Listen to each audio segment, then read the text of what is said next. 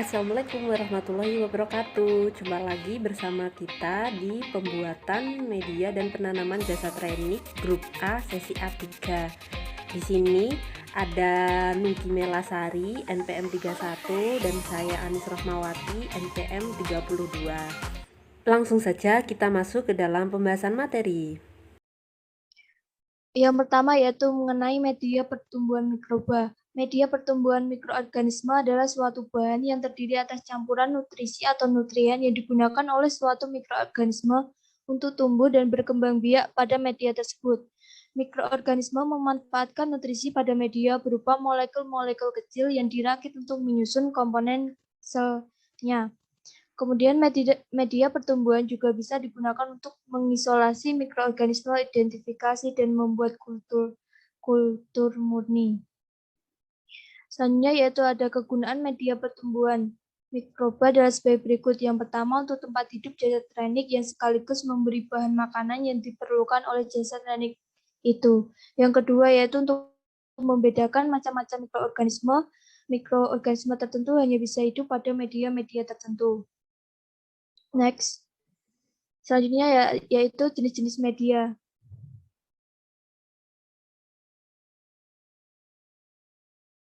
Media berdasarkan bentuknya yang pertama yaitu media padat.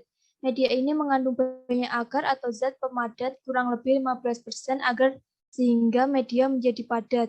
Yang kedua yaitu media cair. Media yang tidak mengandung agar. Yang ketiga yaitu media semi padat. Media yang mengandung agar 0,3 sampai 0,4% sehingga menjadi sedikit kenyal, tidak padat, dan tidak begitu cair. Selanjutnya berdasarkan komposisinya. Yang pertama media alami atau non-sintesis, media yang disusun dari bahan-bahan alami di mana komposisinya yang tidak dapat diketahui secara pasti. Yang kedua yaitu media semi-sintesis, media yang disusun dari bahan-bahan alami dan bahan-bahan sintesis. Yang ketiga yaitu media sintesis, media yang disusun dari senyawa kimia yang jenis dan takarannya diketahui secara pasti. Selanjutnya adalah media berdasarkan fungsinya. Yang pertama yaitu media basal atau media dasar. Media ini digunakan sebagai bahan dasar untuk membuat media lain yang lebih kompleks. Yang kedua, media diferensial. Media yang bila ditumbuhi oleh mikroba yang berbeda, mikroba tersebut akan tumbuh dengan ciri khusus sehingga dapat dibedakan. Kedua yaitu media selektif. Media yang memungkinkan suatu jenis mikroba tumbuh dengan pesat, sementara jenis mikroba yang lain terhambat. Keempat yaitu media diperkarya. Media yang dirancang untuk mendukung pertumbuhan mikroorganisme. Media ini memiliki konstituen nutrisi yang mendorong pertumbuhan mikroba tertentu. Yang kelima yaitu media pengkayaan. Media yang mengandung bahan-bahan tertentu yang di satu pihak dapat menghambat pertumbuhan bakteri tertentu, tetapi di lain pihak sebaliknya dapat menunjang pertumbuhan bakteri tertentu lainnya. Yang keenam, media uji atau identifikasi, media yang digunakan untuk identifikasi mikroba. Yang ketujuh yaitu media umum, media yang ditambahkan bahan-bahan yang bertujuan menstimulasi pertumbuhan mikroba secara umum, contohnya nutrien agar untuk menstimulasi pertumbuhan bakteri. Yang ke-8 yaitu media khusus, media untuk menentukan tipe pertumbuhan mikroba dan kemampuannya untuk mengadakan perubahan-perubahan kimia tertentu. Yang ke-9 yaitu media penguji, digunakan untuk pengujian senyawa-senyawa tertentu dengan bantuan bakteri. Yang ke-10 yaitu media perhitungan jumlah mikroba. Media spesifik yang digunakan untuk menghitung jumlah mikroba dalam suatu bahan. Misalnya medium untuk menghitung jumlah bakteri E. coli air sumur. Kemudian ada syarat pembuatan media. Syarat-syarat pembuatan media ada 4, yaitu mempunyai tekanan osmosis, tegangan permukaan, dan pH yang sesuai. Kedua, mengandung semua nutrisi yang mudah digunakan oleh mikroba. Yang ketiga, tidak mengandung zat-zat penghambat dan steril.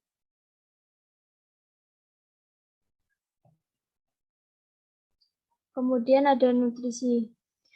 Media pertumbuhan harus memenuhi persyaratan nutrisi yang dibutuhkan oleh suatu mikroorganisme. Yang pertama adalah air.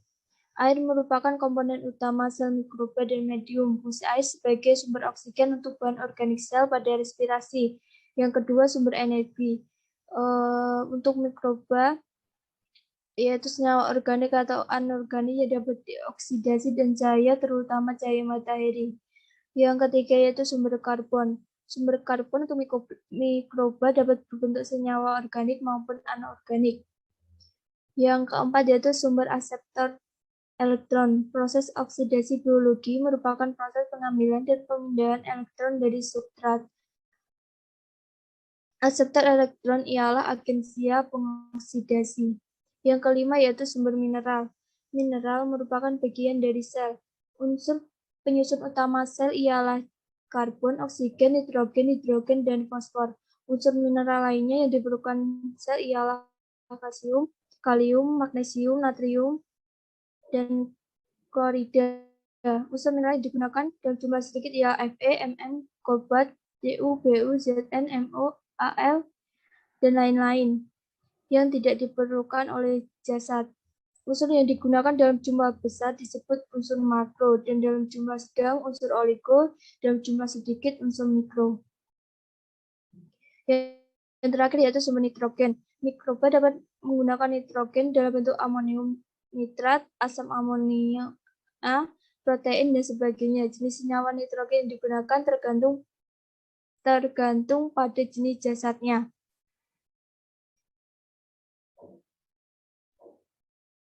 Next.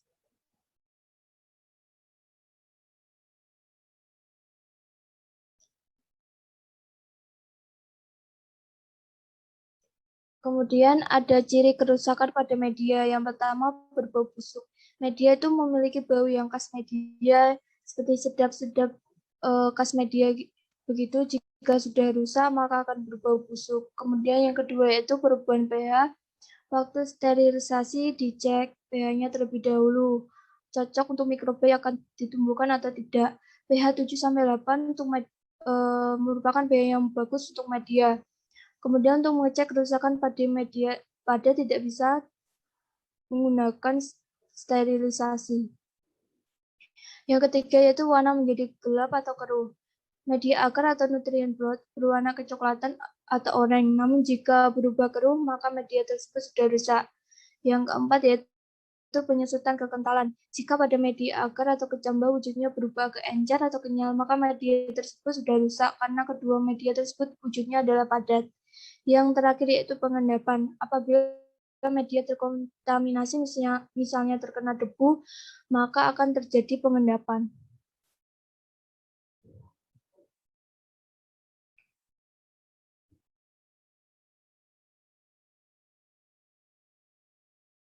Selanjutnya adalah pengertian dari jasad renik. Jasad renik adalah jasad hidup yang ukurannya kecil, sering disebut juga sebagai mikroba atau mikroorganisme. Jasad renik disebut juga sebagai mikroba bukan hanya karena ukurannya yang kecil, tetapi suka dilihat dengan mata biasa. Tetapi juga pengaturan kehidupannya lebih sederhana dibandingkan dengan jasad tingkat tinggi. Next. Selanjutnya, untuk kegunaan jasad renik akan dijelaskan oleh partner saya. Ya, terima kasih. Di sini saya akan melanjutkan dari penjelasan partner saya, di mana di sini ada kegunaan jasad renik, di mana jasad renik ini digunakan sebagai pengendalian hayati atau biokontrol. Pada dasarnya, pengendalian hayati adalah usaha untuk memanfaatkan dan menggunakan musuh alami sebagai pengendali populasi hama yang merugikan. Dari aspek pengendalian menggunakan agensia mikroba sebagai isolat antagonis, terutama bakteri, actinomycete, dan jamur setelah teridentifikasi dan teruji potensinya. Kemudian di sini ada inokulasi dan inkubasi. Jadi inokulasi ini merupakan perpindahan dari media lama ke media yang baru. Sedangkan untuk inkubasi sendiri, dia merupakan penyimpanan mikroba agar dapat tumbuh dengan suhu lingkungan yang diperhatikan. Selanjutnya ada metode inokulasi jasad renik, di mana di sini ada 4 macam metode. Yang pertama yaitu metode sebar. Inokulasi disebarkan dalam medium batang yang sama, dapat digunakan dan menginokulasi pinggan untuk menjamin penyebaran bakteri yang merata dengan baik. Kemudian yang kedua ini ada metode tuang, di mana isolasi menggunakan medium cair dengan cara pengenceran. Nah, metode ini membereskan bahan dan waktu, tidak memerlukan keterampilan yang tinggi. Selanjutnya ada metode gores, di mana teknik ini lebih menguntungkan jika ditinjau dari sudut ekonomi dan waktu, tapi memerlukan keterampilan. Pengoresan yang sempurna itu akan menghasilkan koloni yang terpisah. Kemudian ada metode tusuk, di mana metode ini meneteskan atau menusukkan ujung jarum ose yang di dalamnya terdapat inokulum, kemudian dimasukkan ke dalam media. Selanjutnya ada perbedaan media dasar dan media inokulasi, di mana media dasar dapat digunakan seluruh mikroba untuk tumbuh, sedangkan media inokulasi digunakan untuk mikroba khusus saja yang akan ditumbuhkan. Nah, berikut ini merupakan faktor-faktor yang mempengaruhi pembuatan media. Yang pertama ini ada bahan baku air, di mana air juga akan berpengaruh terhadap pembuatan media. Apabila dia sudah terkontaminasi oleh zat lain, maka pembuatan media bisa gagal. Kemudian yang kedua ada penimbangan media pertumbuhan. Jadi sebelum kita membuat suatu media, kita juga harus menimbang media pertumbuhan tersebut. Kemudian konsentrasi dan proses pelarutan akar, di mana konsentrasi dan pelarutan ini juga akan berpengaruh terhadap pembuatan media. Selanjutnya ada pengaturan pH, di mana jasad renik ini dapat tumbuh pada kisaran pH 3 sampai dengan 6. Kemudian ada penyimpanan media jadi. Nah, selanjutnya ada pun faktor-faktor yang mempengaruhi inokulasi. Jadi yang pertama ini ada nutrien. Jasad renik ini membutuhkan nutrien untuk kehidupan dan pertumbuhan. Yang kedua ada ketersediaan air untuk hidup dan berkembang biak. Kemudian nilai pH. Nilai pH ini jasad renik dapat tumbuh pada kisaran 3 sampai dengan 6. Kemudian ada suhu. Suhu ini bisa optimum, minimum, dan maksimum. Jika suhu terlalu tinggi juga akan mengakibatkan denaturasi enzim. Kemudian tersedianya oksigen ini dibedakan menjadi yang membutuhkan oksigen, tidak membutuhkan oksigen, membutuhkan sedikit oksigen, ataupun tidak butuh oksigen sama sekali. Next. Selanjutnya kita masuk dalam pembahasan. Jadi di sini kita menggunakan 3 media. Yang pertama ada media nutrient broth, dia berwarna putih dengan wujud medianya berupa media cair. Yang selanjutnya ini dia ada metode kecambah, di mana media kecambah ini dia berwujud padat dan juga dia berwarna putih. Dan selanjutnya ini ada nutrien agar, di mana nutrien agar ini dia wujudnya berwujud padat dan dia berwarna putih. Next slide.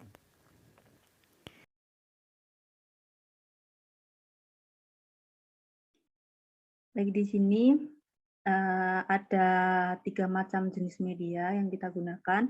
Jadi yang pertama ini ada nutrient broth, di mana jenis jasad renik yang kita gunakan itu ada yeast dan air got. Bisa kita lihat dari gambar tersebut merupakan gambar dari pengamatan menggunakan mikroskop, di mana dari gambar tersebut kita bisa menyimpulkan bahwa yang pertama ini dia berbentuk kokus, tidak berinti, berkoloni dengan perbesaran objektif 40 kali dan okuler 10 kali. Untuk air got, dia berbentuk kokus, tidak berinti, tidak berkoloni, perbesaran objektif 40 kali dan okuler 10 kali. Selanjutnya ada media kecambah.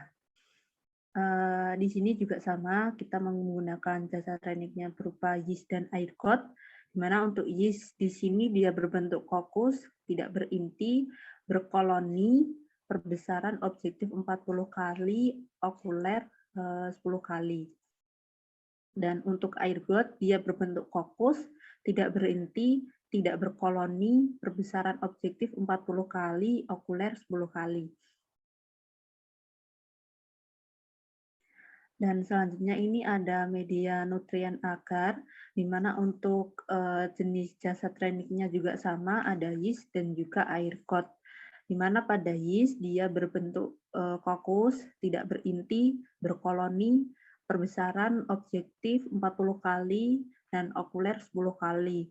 Untuk air got, dia berbentuk kokus, tidak berinti, tidak berkoloni, dan perbesaran objektif 40 kali, dan okuler 10 kali.